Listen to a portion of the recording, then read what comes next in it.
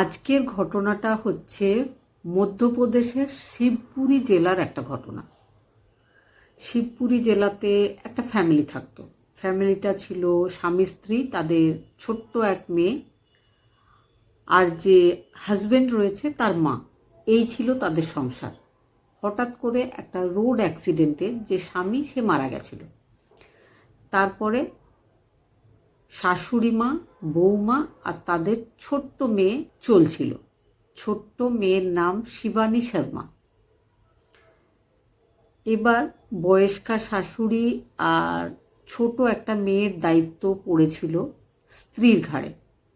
স্ত্রী মেয়েকে বাড়িতে রেখে রেখে বিভিন্ন জায়গায় কাজকর্মের উদ্দেশ্যে যেত, রোজগার করার চেষ্টা করত। কিন্তু ধীরে ধীরে একটা সময় তার একটা বয়ফ্রেন্ড জোগাড় হয়। শাশুড়িকে কিচ্ছু না জানিয়ে বয়ফ্রেন্ডের সাথে সংসার শুরু করেছিল। সেই মহিলা মধ্যপ্রদেশ ছেড়ে অন্য কোথাও চলে গেছিল, বিয়ে করে ঘর সংসার শুরু করেছিল। তারপর থেকে আর কখনো নিজের মেয়ের কোনো খোঁজ নেয়নি। বাচ্চাটার পুরো দায়িত্ব এসে পড়েছিল 60 বছর বয়সী ঠাকুমার উপর। এবার ঠাকুমা লোকের বাড়িতে বাসন মেজে কাপড় কেচে ওই শিবানী শর্মা নামের মেয়েটাকে বড় করছিল, পড়াশোনা করাচ্ছিল। মেয়েটা দেখতে শুনতে ভালো হয়েছিল, সেটা ছিল তার ঠাকুমা বা তার দাদির কাছে খুব আনন্দের বা সুখের একটা বিষয়। তিনি মনে মনে ভাবছিলেন যে যেহেতু তার নাতনি দেখতে সুন্দরী হয়েছে, তিনি একটা উপযুক্ত পাত্র দেখে তার নাতনির বিয়ে দিয়ে নিজের দায়িত্বটা খুব ভালোভাবে পালন করবেন। ওই আশাতেই তিনি যে কোনোভাবে টাকা পয়সা জোগাড় করে মেয়েটাকে পড়ানোর চেষ্টা করছিলেন। শিবানী শর্মার বয়স যখন 17 বছর, শিবানী শর্মার সাথে বন্ধুত্ব হয় চিক্কি পাঠক নামের একটা ছেলের। সে একটা ধনী পরিবারের ছেলে। মাঝে মধ্যেই চিক্কি পাঠক নিজের গাড়ি নিয়ে চলে আসতো শিবানী শর্মার বাড়িতে। শিবানী শর্মার যে ঠাকুমা বা দাদি ছিল শিবানীকে জিজ্ঞেস করে যে আজকাল যে তোমার নতুন বন্ধুটা আসছে, দেখে তো বোঝা যাচ্ছে যে বেশ পয়সাওয়ালা, কিন্তু সে আসলে কে? শিবানী নিজের ঠাকুমাকে জানায় যে ওই ছেলেটা তার বয়ফ্রেন্ড আর সে খুব ধনী পরিবারের ছেলে। ঠাকুমা লক্ষ্মীবাই শর্মা খুব খুশি হয়েছিলেন।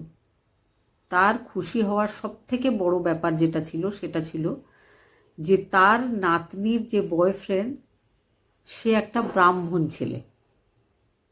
তিনি যেহেতু ব্রাহ্মণ, আবার ব্রাহ্মণ একটা ছেলের সাথে তার নাতনির বন্ধুত্ব হয়েছে, আবার সে ধনী পরিবারের ছেলে। তিনি মনে মনে খুশি হয়েছিলেন আর তিনি চেয়েছিলেন যে সম্পর্কটা আরও এগিয়ে যাক। তাহলে তাকে আর পাত্র খুঁজতে হবে না নাতনির জন্য।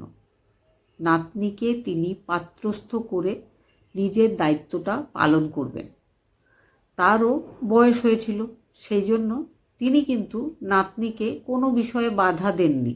যখনই সেই ছেলেটা আসতো শিবানীকে ডাকতে, তিনি শিবানীকে তার সাথে পাঠাতেন।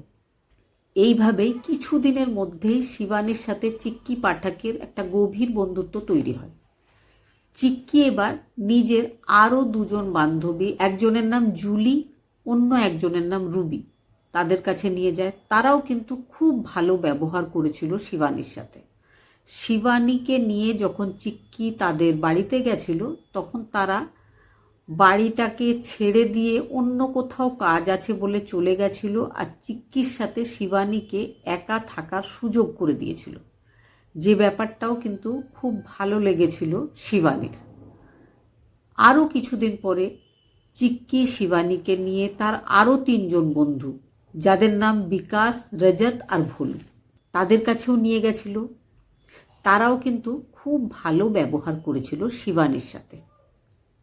শিবানী খুব ভালোবাসতে শুরু করেছিল চিক্কিকে, কারণ তার মনে হয়েছিল এবার কিন্তু সে চিক্কির সাথে বিয়ে করবে আর সুখে সংসার করবে। ছোট থেকে যে অভাব অনটনের মধ্যে তার কেটেছে, এমনটা আর হবে না। ওই যে পুরো একটা দল, ওই যে চিক্কির একটা গ্রুপ ছিল, সেই গ্রুপে এসে নতুন একজন সদস্য মানে শিবানী শর্মা, সেও থাকতে শুরু করে। শিবানী কিন্তু বোঝেনি ওই যে দলটা বা ওই যে গ্রুপটা তারা কি কাজ করত। চিক্কি শর্মা আসলেই একজন খুব ধনী ব্যবসায়ী। কিসের ব্যবসা সেটা যদি বলা হয় তাহলে তার যে ব্যবসা সেটা ছিল ড্রাগসের ব্যবসা। ড্রাগসের ব্যবসা সে চালাতো। বিভিন্ন পয়সাওয়ালাদের ছেলে বা মেয়েদেরকে নিজের ব্যবসার দিকে আকৃষ্ট করার জন্য সে মেয়েদের সাথে বন্ধুত্ব করত। জুলি আর রুবি ছিল কিন্তু সেই ধরনেরই দুটো মেয়ে। তার মধ্যে শিবানীকেও এনে সে যোগ করে। শিবানী কিন্তু মনে মনে ভাবছিল যে চিক্কি তাকে ভালোবাসে। আসলে এটা কোনো ভালোবাসা ছিল না, এটা ছিল একটা ডিল।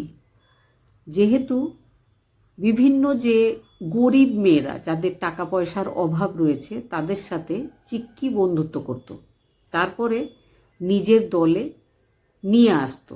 তারপরে ওই যে রুমটা ছিল সেখানে নিয়ে আসতো, নিয়ে আসার পরে সবার সাথে আলাপ করিয়ে দিত। তারপরে সবার সাথে গ্রুপে বসে যাকে নিয়ে আসা হয়েছে তাকেও ড্রাগস দেওয়া হতো। শুরুটাতে একটু আধটু দিয়ে তারপরে এমনভাবে তাকে ড্রাগসে আসক্ত করে ফেলা হতো যে ড্রাগস নেওয়ার জন্য সে যা কিছু করতে পারে এই রকম একটা পজিশন তৈরি করে দেওয়া হতো কিছুদিনের মধ্যেই। এবার ড্রাগস নেওয়ার জন্য যখন ওই মেয়েটা সব কিছু করতে রাজি হয়ে যেত তখন তাকে দেহ ব্যবসায় নামানো হতো, পরিবর্তে তাকে ড্রাগস দেওয়া হতো। আর এই দেহ ব্যবসার জন্য প্রচুর প্রচুর টাকা রোজগার করতে পারত চিক্কি পাঠক, যেটা কিন্তু প্রথমে বুঝতে পারেনি তার নতুন গার্লফ্রেন্ড শিবানী শর্মা। তার সাথেও সেটাই করা হয়েছিল। তাকেও ধীরে ধীরে ড্রাগসের নেশায় আসক্ত করে ফেলা হয়েছিল। তারপরে তাকে বিভিন্ন কাস্টমারের কাছে পাঠিয়ে দেওয়া হতো, বিনিময়ে তাকে নেশা করার জন্য ড্রাগস দেওয়া হতো। আর সে ড্রাগস নেওয়ার জন্য তাকে যখন যেখানে পাঠানো হতো সে চলে যেত। এইভাবেই চলছিল। এবার চিক্কি পাঠক খুব বড় একটা ব্যবসায়ীর কাছে পাঠাতে চাইছিল শিবানীকে। শিবানী বেঁকে বসে। শিবানী বলে না, সে আর কিছুতেই অন্য কারোর কাছে যাবে না। তাকে আগে বিয়ে করতে হবে। বিয়ে করার কথা ছিল কিন্তু সে বিয়ে করছে না, শুধুই এদিক ওদিক তাকে পাঠানোর চেষ্টা করছে। কিন্তু চিক্কির ওই ব্যবসায়ীর কাছে প্রচুর টাকা পাওয়ার একটা আশা ছিল, সেই জন্য সে শিবানীকে বিয়েও করেছিল মন্দিরে। মন্দিরে বিয়ে করার পর তারা দুজনে গিয়ে তাদের যে ঠাকুমা তার পায়ে হাত দিয়ে প্রণাম করেছিল।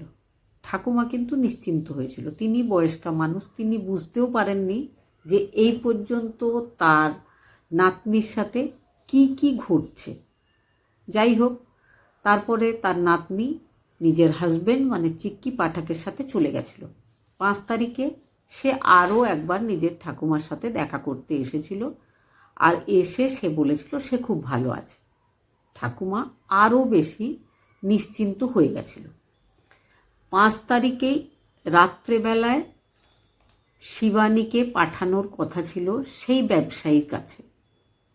কিন্তু শিবানী যেহেতু এখন জানে যে সে চিক্কি পাঠকের স্ত্রী, সে অন্য কোনো পুরুষের কাছে যাবে বা তাকে পাঠানো হবে সে এমনটা ভাবতেও পারে না।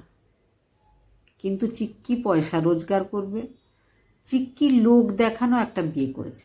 চিক্কি কিভাবে তাকে ওই ব্যবসায়ীর কাছে পাঠাবে এটাই তার একমাত্র চেষ্টা। সেই জন্য খুব কম সময়ের মধ্যে তাকে নেশার জিনিস দেওয়া হয়েছিল 3 বার, যেটা ছিল ওভারডোজ। 3 বার এই জন্যেই দেওয়া হয়েছিল যাতে সে জ্ঞানে না ফিরে আসে। সে অজ্ঞান অবস্থায় যদি তাকে কারোর কাছে পাঠিয়ে দেওয়া হয় তাহলে কিন্তু সে বুঝতেও পারবে না যে সে কোথায় গেছিল। কিন্তু জ্ঞান যাতে না ফিরে আসে সেই জন্য অল্প সময়ের মধ্যে তাকে 3বার ড্রাগস দেওয়া হয়েছিল, যার জন্যে সে অজ্ঞান হয়ে গেছিল।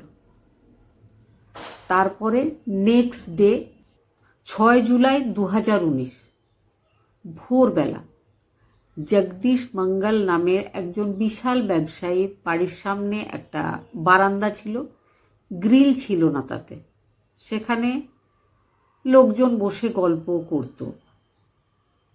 ভোরবেলায় উঠে সব লোকজন দেখে যে ওখানে এক যুবতী শুয়ে আছে।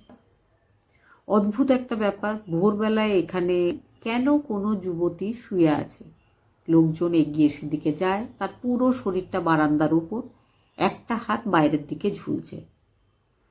সবাই যখন কাছে এগিয়ে যায় বুঝতে পেরেছিল যে যুবতী আর বেঁচে নেই। পুলিশ স্টেশনে খবর দেওয়া হয়েছিল, পুলিশ দেখেছিল, পুলিশ কিন্তু পরিচয় জানতে চাইছিল ওই মেয়েটার।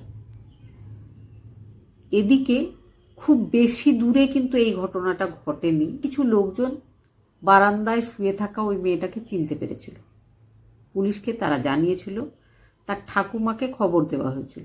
ঠাকুমা এসে পুরো ব্যাপারটা বলেছিল যে চিক্কি পাঠক নামের একজন ব্যবসায়ীর সাথে তার নাতনির বিয়ে হয়েছে মাত্র 5-6 দিন আগে। সমস্ত ব্যাপার তাকে জানানো হয়েছিল। তারপরে পুলিশ খুঁজছিল চিক্কি পাঠককে। চিক্কি পাঠককে কিন্তু পাওয়া যায়নি। পুলিশ এবার ওই এরিয়ার সিসিটিভি ফুটেজগুলো চেক করছিল। পুলিশ জানতে চাইছিল যে ওই যে মেয়েটা জগদীশ মঙ্গলের বাড়ির সামনের খোলা বারান্দাতে শুয়ে আছে, সে ওখানেই শুয়ে শুয়ে মারা গেছে নাকি কোনো লোকজন এসে ওখানে তাকে রেখে দিয়ে গেছে। সিসিটিভি ফুটেজে পুলিশ দেখতে পেয়েছিল একটা অটো রাত্রেবেলায় 1:30টার সময় এসে ওখানে দাঁড়ায়। 4 জন যুবক নেমেছিল, নামার পরে চারিদিক তাকিয়ে দেখেছিল। তারপরে অটোতে যেখানে পা রাখার জায়গা সেখান থেকে ওই যুবতীর পিঙ্ক টপ আর নীল রঙের জিন্স পরা বডিটাকে বের করে ওই বারান্দার ওপর শুইয়ে দিয়ে আবার ওই অটোতেই বসে চলে গেছিল। চিক্কি পাঠকের 5 জন সঙ্গী সাথী, তাদেরকে অ্যারেস্ট করেছিল পুলিশ। তাদের জিজ্ঞাসাবাদ করেও সেই একই ব্যাপার জানতে পেরেছিল যে ঘটনাটা এতক্ষণ আমি বললাম। কিছু পরে পুলিশ টিম চিক্কি পাঠককেও অ্যারেস্ট করেছিল। বর্তমানে চিক্কি পাঠকের ড্রাগসের ওভারডোজ হয়ে মারা যাওয়ার ঘটনাটা লোয়ার কোর্টে চলছে। চিক্কি পাঠকের 2 বান্ধবী আর 3 বন্ধু বা তার যে বিজনেস পার্টনার, সবার কাছে জিজ্ঞাসাবাদের পর জানা যায় যে ঘটনার দিন 5 জুলাই কিন্তু ড্রাগসের ওভারডোজ দিয়ে সেই যে ব্যবসায়ী যেখানে শিবানীকে পাঠানোর কথা ছিল তার কাছে কিন্তু ড্রাগসের ওভারডোজের পরে তাকে পাঠানোও হয়েছিল। তারপরে যখন তার শরীর খুব খারাপ হয়ে যায় বা সেই বিজনেসম্যান আর চিক্কি পাঠকের দল বুঝতে পারে যে হয়তো শিবানী শর্মা আর বাঁচবে না, তখন তারা তাকে নিয়ে অটোতে করে গিয়ে ওই বারান্দাতে ফেলে রেখে চলে এসেছিল।